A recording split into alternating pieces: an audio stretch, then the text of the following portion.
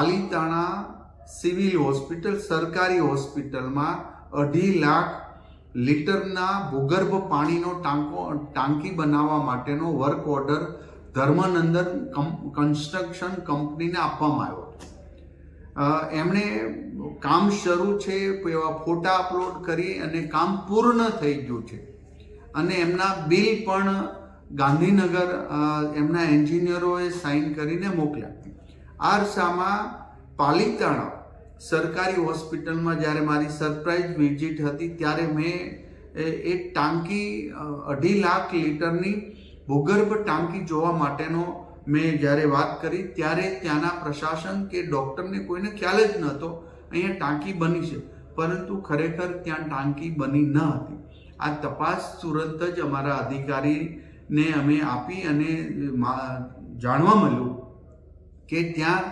આ કંપનીએ Dharmanandan company construction કંપનીએ ત્યાં ટાંકી બનાવી જ નથી અને બનાવ્યા વગર જ એમના બિલ ત્યાંના એન્જિનિયરો પાસે સાઇન કરાવી અને ગાંધીનગર પાસ થવા માટે મોકલ્યા. અંદાજે 55-56 લાખ રૂપિયાનો આ ખર્ચ બતાવી અને અહીંયા બિલ માંગણી માટે મોકલ્યા. આ કૌભાંડની અંદર